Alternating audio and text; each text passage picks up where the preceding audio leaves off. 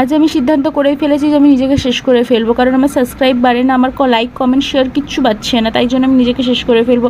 আরে না না না, তোমরা কেউ ভয় পেও না, ভয় পেও না, তোমাদেরকে বলছি না, থাক ছেড়ে দাও, তোমরা আমাকে যথেষ্ট ভালোবাসো, আমি তো সেটা জানি। তো আজ আমি শেয়ার করতে চলেছি আমার একটা 1 বছরের লক্ষ্মী ভাণ্ডারের কত টাকা আমি জমিয়েছি সেটা তোমাদের সাথে শেয়ার করবো। আর অবশ্যই করে বলে রাখছি, যদি তোমরা এই চ্যানেলটা সাবস্ক্রাইব না করো, সত্যি সত্যি আমি নিজেকে শেষ করে ফেলবো।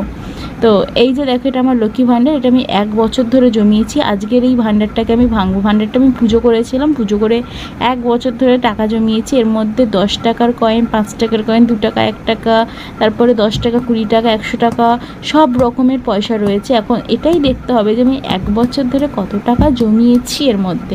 তো এই যে দাঁটা দিয়ে আস্তে আস্তে করে মানে ভাণ্ডারটাকে ভেঙে নিচ্ছি। আমি একসাথে জোরে ভাণ্ডারটা ভাঙিনি, তাহলে অনেকটা নোংরা চারিদিকে ছড়িয়ে যেত, তাই আস্তে আস্তে ভাঙছি।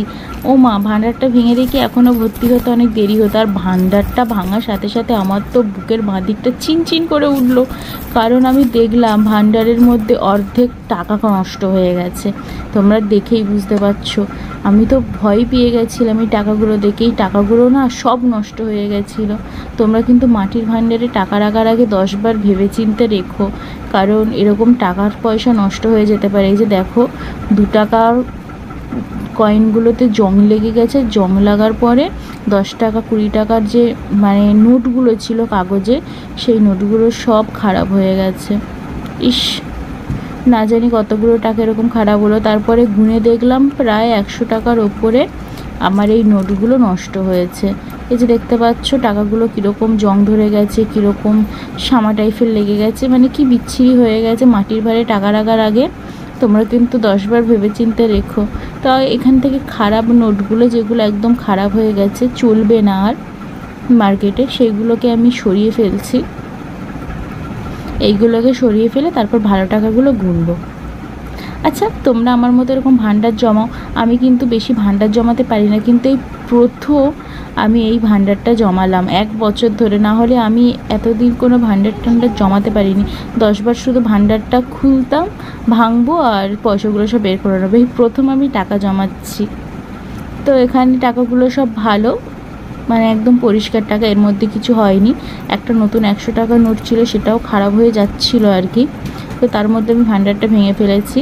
এখন এখান থেকে আমি সব কয়েনগুলোকে আলাদা করব। 10 টাকা, 1 টাকা, 2 টাকা, 5 টাকা সব আলাদা করব। এর মধ্যে 2-1টা 20 টাকারও কয়েন ছিল।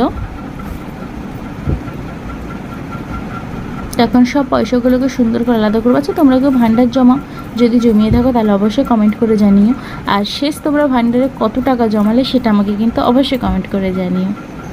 এই যে দেখো, 2 টাকার কয়েন, আমি পুরোই টাকার মধ্যে থেকে একটা 2 টাকার কয়েন পেয়েছিলাম, নতুন 10 টাকার কয়েন পেয়েছিলাম বেশ কটা। এখন সব টাকাগুলোকে গুনে রাখবো। এখানে আমার 10 টাকার কয়েন ছিল প্রায় 2000 টাকা মতো, আর বাদ বাকি যা টাকা মিলিয়ে সব মিলিয়ে 3500 টাকা মতো আমার হয়েছিল। আর আমি যে কোনো দোকানে দিয়েছি, মানে এরা এই খুচরোগুলো নিয়ে নিয়েছে আর কি। খুচরোর বেশ এখন ডিমান্ড হয়ে গেছে, বিশেষ করে তো 10 টাকার কয়েন, কেন জানি না। সব টাকাগুলো দেখো সুন্দর করে ভাগ করে আমি গুনে রেখে দিয়েছি। আর আমি ভীষণই আনন্দিত হয়েছিলাম, কারণ বেশ অনেকগুলো খুচরো, অনেকগুলো টাকা হয়েছে আমার। পুরো এই যে ফাইনাল টাকা পয়সা আমার সুন্দর করে গুছিয়ে আমি রেখে দিয়েছি। তোমাদের কেমন লাগলো আজকে ভিডিওটা কমেন্ট করে জানিও। Tata, by.